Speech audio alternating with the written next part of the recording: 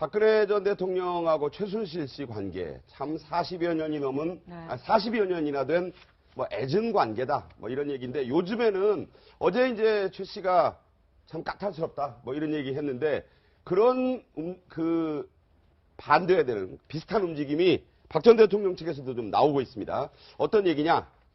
배신감을 느낀다고 한다 그래요? 네, 그렇습니다. 자, 박 전 대통령 측 관계자가 박 전 대통령이 최 씨에 대한 언급을 자제하고 있지만 배신감을 느끼고 있는 것으로 안다. 이렇게 얘기를 했다고 하고요. 그리고 최순실 씨 측 변호인은요. 최 씨가 박 전 대통령을 마주하길 꺼린다. 따로 재판받게 해달라고 요청할 것이다 라고 해서 지금 현재 같은 재판부에 배당돼 있는데 각각 분리 재판을 요구할 것이다. 지금 이런 얘기가 나와요. 원래는 417호 중앙지법 대법정에서 만나지 않겠냐는 게 지금까지의 대체적인 전망이었는데 그렇죠. 따로 받는다? 어떤 의미가 있을까요? 제가 볼 때는 서로가 껄끄러운 관계인 거죠. 만나는 것 자체가. 또 만나서 재판을 받다가 서로 만약에 주고받는 말 중에 실수가 나오면 그중에 뭔가 증거를 얘기할 가능성도 있어요. 그런 부분들을 염두에 두고 있는 것 같고 네. 박근혜 전 대통령이 저렇게 표현하는 것은 제가 볼 때는 두 가지라고 봐요. 첫째는 네. 아니 사실은 박근혜 전 대통령이 최순실 그다음에 정유라 이 지원 문제 때문에 여러 가지로 엮인 부분이 있는 거 아니겠습니까? 거기에 그렇죠. 대한 자기로서는 어떤 억울함이 있을 수 있을 것 같아요. 그러니까 물론 본인이 정보를 누설하고 비선 실세를 운영한 건 분명히 잘못됐죠. 그건 처벌받아야 되지만 또 이 모든 일이 사실 최순실과 최태민이라고 하는 아주 오래된 인연 때문에 일어났던 일 때문에 최순실에 대한 서운함과 억울함이 있을 것이기 때문에 그런 발언을 하는 것 같고 두 번째는 네. 그렇다고 하면 최소한 최순실이 좀 자기가 책임지고 가야 되는 거 아닌가 하는 이런 마음도 들 거라는 생각도 들어요. 나는 자기를 도와주기 위해서 열심히 했는데 네. 본인은 지금 와서 마치 박근혜 대통령이 지시한 것 또 박근혜 대통령이 일정 부분 개입한 부분들을 또 드러내면서 본인은 거기서 선을 그으려고 하는 모습들이 종종 보이는 것에 대한 박근혜 전 대통령이 최순실에 대한 불만 이런 부분들이 사실은 표현된 것이 아닌가 하는 생각이 듭니다. 네, 네. 사실 박근혜 전 대통령과 최순실 씨 같은 경우에는 40년 이상의 우정, 뭐 가족보다 더 끈끈하다 이런 얘기가 나왔었잖아요. 그렇죠. 그런데 지금 멘트를 보면 두 사람이 굉장히 서로 뭐 불신도 하고 배신감도 느끼고 막 애증이 있는 것 같아요. 근데 재판을 가면요 서로 한 배 탈 수가 없어요. 제가 어제 법적 공동적 운명체라고 얘기를 했는데 법적 운명체. 네, 예. 법적 아무리 운명체를 할지라도 그 세세모에 많이 틀릴 수가 있고요. 우리가 일단 이제 재판 절차에 대해서만 한번 보면 공범 관계잖아요. 네, 그렇죠. 원칙적으로 병합해서 같이 재판을 받는 게 맞죠. 그래서 재판부도 병합해서 재판 받는 게 맞다 이렇게 판단을 하고 있고 또 분리해서 재판받는 거에 대해서는 조금 약간 재판부는 좀 거부적인 그런 의사를 표하고 있는 것 같습니다. 그런데 박 전 대통령은 특히 더 분리하고 싶을 거예요. 왜냐하면 최순실과 박 전 대통령이 같이 재판을 받게 되면 어떻게 보면 레벨, 수준이 비슷한 느낌을 줄 수밖에 없어요. 네. 그럼 박 전 대통령도 마치 최순실 씨와 같은 어떤 공범관계에 있는데 마치 작범인 된 듯한 그런 인상을 받을 수 있다는 거죠. 그다음 두 번째는 박 전 대통령이 그 전에 그 법률 대리인단을 통해서 또 본인의 입을 통해서 이제 밖으로 나온 얘기 하나가 뭐냐면 네. 최순실 씨에게 이용을 당했다 이렇게 얘기한단 말이에요. 아. 그럼 결국 최순실 씨가 이용을 당했다고 한다면 사실 K나 스포츠 미르재단 부분 그 다음에 나머지 어떤 개입한 부분도 결국 최순실 씨가 알아서 한 것이지 내가 한 것이 아니다고 그렇게 주장하고 있으면 결국 최순실 씨는 본인이 그 부분에 대해서 서로 이해가 상반된 부분이 있을 수밖에 없어요. 예, 예. 그래서 서로 대립될 수밖에 없다고 보고요. 근데 일단 뭐 재판부에서 좀 부정적인 의견을 갖고 있기 때문에 네네. 원칙적으로는 뭐 병합해서 재판받는 게 맞고 또 그래야만이 또 진실이 규명할 수 있다고 봅니다. 그래서 분리 신청은 받아들이지 않는 게 사실은 법의 원칙에 맞다. 저는 그렇게 봅니다. 네, 자, 근데 박근혜 전 네. 대통령이 분리 재판까지 요청할 정도면 최순실 씨를 좀 보고 싶지 않다 이런 의지를 표명한 거 아닌가요? 그렇죠. 두 사람이 최순실 씨와 박근혜 전 대통령이 뇌물 문제에 대해서는 관계를 부인하기 때문에 그 이해를 일치하고 있지만 그 이외에 직권남용이라든가 직무유기 관련해서는 아마도 박근혜 전 대통령은 최순실이 나를 속이고 했다라고 해야 되기 때문에 나머지 뇌물질의 나머지에 대해서는 최순실 씨와 박근혜 대통령 간에 서로의 이해가 상충되기 때문에 아마도 한 재판소에서 받는 게 이런 격의 문제도 있지만 그런 뇌물을 제외한 나머지 여지에 대한 문제를 입증하기가 상당히 쉽지 않기 때문에 최순실 씨의 부인할 가능성을 대비해서 아마 재판을 다른 법정에 받게 해달라고 요구하는 건 아닌가 싶은 생각이 듭니다. 자, 이런 재판을 포함해서 이제 1년이 넘게 이 재판이 갈 거다. 박 전 대통령 재판. 물론 뭐 정치적인 사면의 문제는 뭐 여기서 얘기할 얘기는 아닙니다만은 박 전 대통령이 그런데 지금 변호사가 달랑 고작 2명입니다. 유영하 변호사와 최명성 변호사. 유 변호사가 젊은 변호사를 한 사람 개인적으로 고용을 했다. 이거 뭐 박 전 대통령의 뜻은 아니고 유영하 변호사의 보조 변호사가 아닌가. 선임계도 내지 않았다고 하는데요. 중량급 있는 변호사, 이 선임이 아직도 안 되고 있다는 얘기가 들립니다. 예, 대형 로펌 소속의 고등법원 부장판사급, 이게 차관급이잖아요. 네. 그 정도 되는 변호사에게 합류를 타진하고 있지만 결론 내지 못했다. 하겠다는 사람이 없다는 얘기 아닙니까? 하겠다는 사람이 없다는 건데, 이제 우리 변호사들이 말이에요. 어떤 사건을 수임할 때는 크게 이제 세 가지 정도의 동기가 있을 수 있죠. 네. 거액의 수임료가 있던가. 돈 문제. 네. 그죠. 그 다음에 뭔가 거액의 수임료는 아니지만 좀 이게 싼 가격에 저렴한 가격에 법률 서비스를 잘 해주면 후에 그 사람이 권력이 있어서 좋은 자리가 나한테 올 가능성이 있다던가. 돈 대신에 얻을 수 있는 어떤 권력적 요소. 예, 그 자리죠. 벼슬. 아니면 돈도 아니고 벼슬도 아닌데 이 사건을 수임하고 성실하게 처리함으로써 사회적 평판이 높아지거나. 아니, 명성. 네, 예. 그래서 사회적 명성, 평판이 좋아지고 이 세 가지인데 지금 보면 말이에요.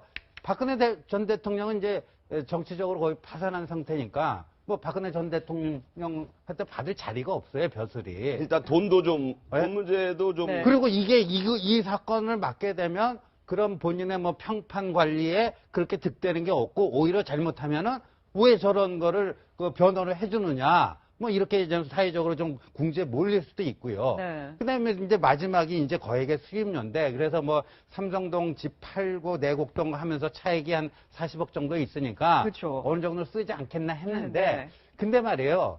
그 변호사도 2박 3일 변호사하고 끝날 거 아니잖아요. 좀 길게 하려고 그러면 요번에 한번 저거 한다고 해서 그 이후에 과연 뭐 이게 꼭 나에게 길게 보면 득이 되는 것이냐 등등 여러 가지 고민할 수밖에 없을 것 같습니다. 삼성동 집을 팔고 내곡동 집을 산 것만 따져보면 30억 원에서 35억 원 정도는 돈이 있다는 얘기인데, 자, 그런데도 이제 이 가용자금은 10억 원이 안 될 거다. 이런 얘기 나오는 이유는 뭘까요? 아마 뭐 이게 팔았어도 뭐 양도세 뭐 그런 것들이 사실은 굉장히 금액이 크지 않아요. 그러면 네. 제가 볼 때는 실제로 가용자금은 그렇게 우리가 생각했던 것보다 많지 않을 거예요. 그런데 이제 변호사 비용을 한 10억 정도 생각하고 있고 또 뭐 변호사 타진할 때 3억 정도를 얘기한다. 뭐 그런 얘기가 나오고 있는데 네. 이건 이제 두 가지 측면에서 봐야 돼요.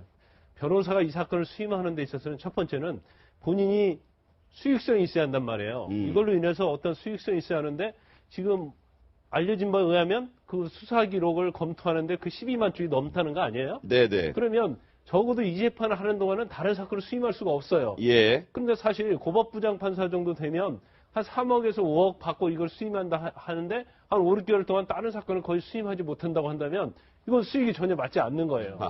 그래서 영업적인 측면은 그렇다는 거고. 네. 그다음 두 번째는 이제 가장 중요한 부분이라 보는데 영업적인 것보다도 네. 일단은 사건을 자기가 맡았을 때 과연 내가 이 사건만 하고 변호사를 그만두겠다고 한다고 하면 부담이 없겠죠. 그런 분이 있을까요? 네. 근데 그렇지 않단 말이에요. 이 사건을 수임한 이후에도 계속 아무튼 자기가 변호사를 할 수 있는 데까지는 해야 한다는 거거든요. 아까 말씀하신 평판 명성과 관련이 그렇죠. 있네요. 평판 명성에 있어서 이게 플러스가 되지 않기 때문에 수임 이후에 어떤 수임 건수가 팍 줄어버리면 네. 본인의 평판도 어려워질 뿐만 아니라 앞으로 변호사를 하는 데 있어서도 경제적인 타격이 있기 때문에 누가 쉽사리 맞지 않는다고 봐요. 예. 네, 그런데 당초에 박근혜 전 대통령이 검찰에 가기 전에 이런 얘기가 있었잖아요. 박지만 회장이 와가지고 아마 이제 박지만 회장이 변호사 물색하고 하는 거 돕지 않겠냐 좀 이런 생각을 올케인 했었는데요. 서양희 변호사도 그렇고. 네, 그런데 이 박지만 회장 측 관계자가 이런 얘기를 했습니다. 박 전 대통령이 가족 면회조차 허용하지 않아서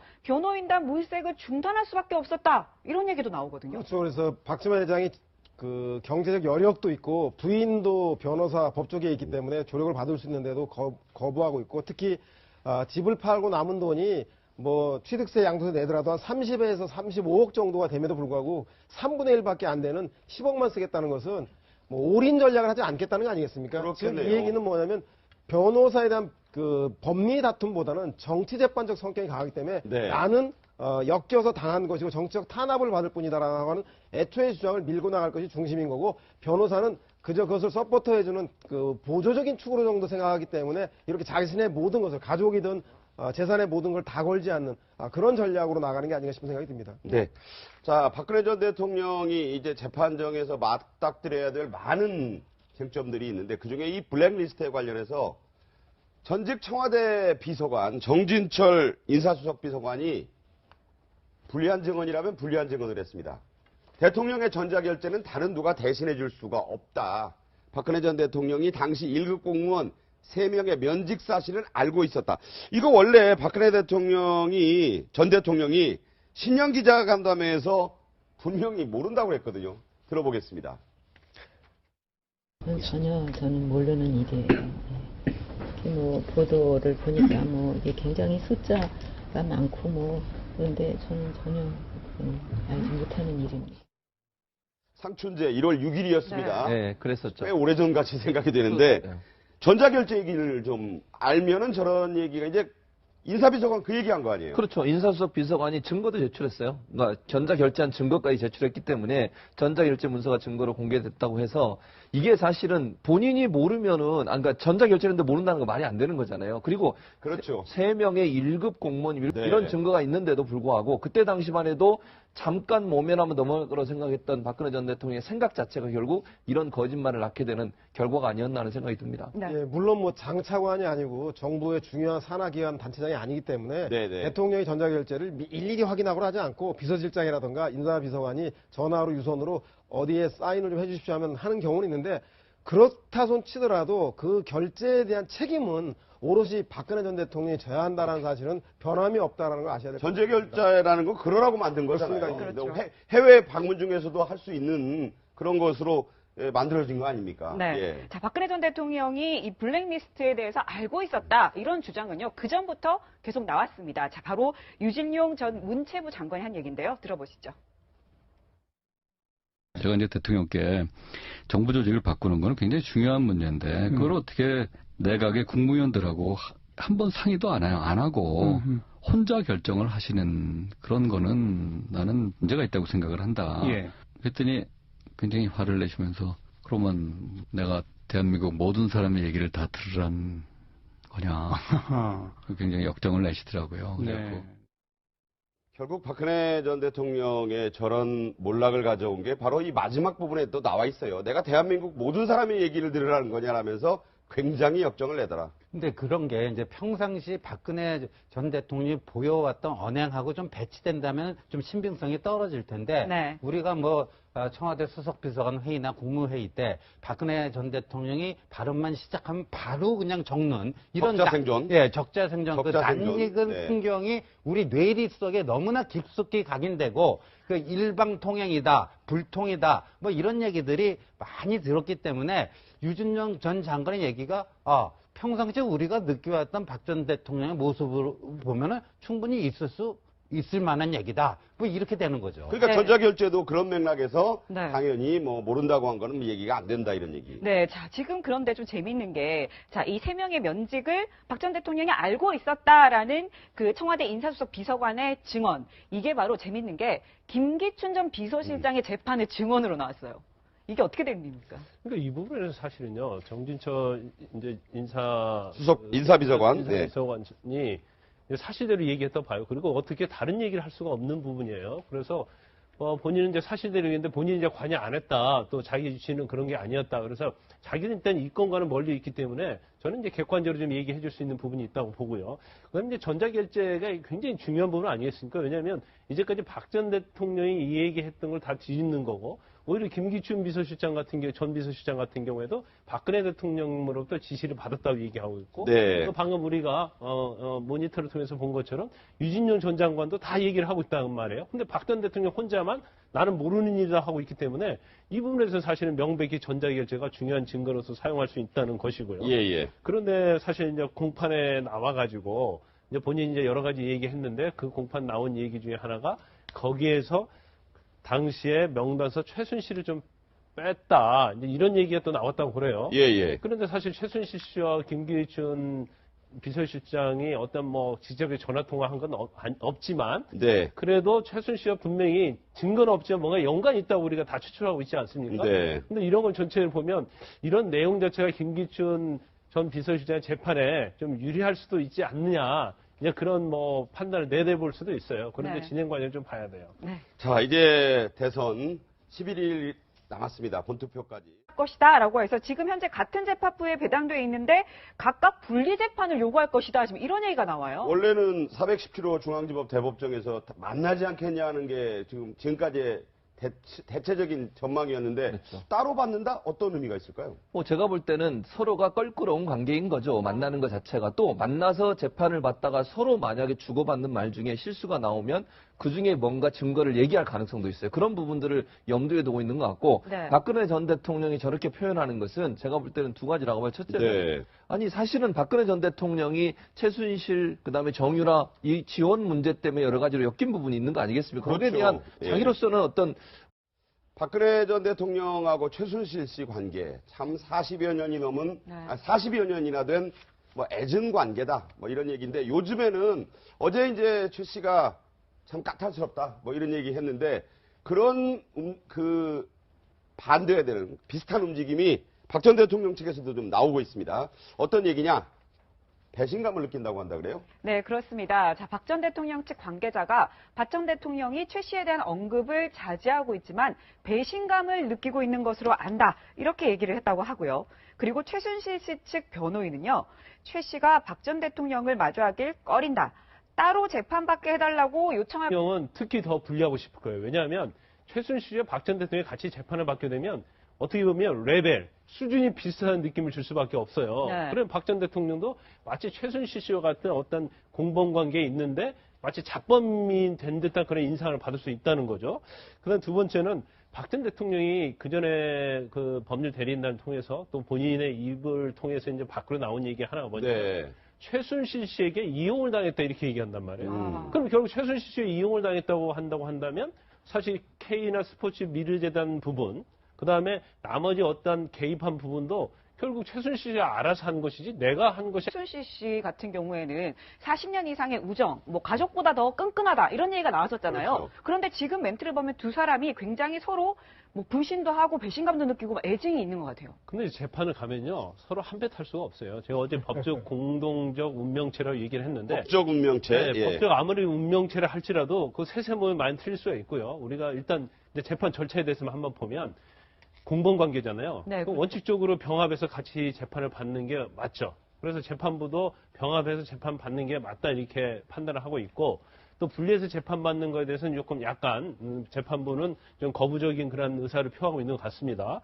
그런데 박 전 대통령 억울함이 있을 수 있을 것 같아요. 그러니까 물론 본인이 정보를 누설하고 비선 실세를 운영한 건 분명히 잘못됐죠. 그건 처벌받아야 되지만 또 이 모든 일이 사실 최순실과 최태민이라고 하는 아주 오래된 인연 때문에 일어났던 일 때문에 최순실에 대한 서운함과 억울함이 있을 것이기 때문에 그런 발언을 하는 것 같고 두 번째는 네. 그렇다고 하면 최소한 최순실이 좀 자기가 책임지고 가야 되는 거 아닌가 하는 이런 마음도 들 거라는 생각도 들어요. 나는 자기를 도와주기 위해서 열심히 했는데 네. 본인은 지금 와서 마치 박근혜 대통령이 지시한 것 또 박근혜 대통령이 일정 부분 개입한 부분들을 또 드러내면서 본인은 거기서 선을 그으려고 하는 모습들이 종종 보이는 것에 대한 박근혜 전 대통령이 최순실에 대한 불만 이런 부분들이 사실은 표현된 것이 아닌가 하는 생각이 듭니다. 네, 네. 사실 박근혜 전 대통령과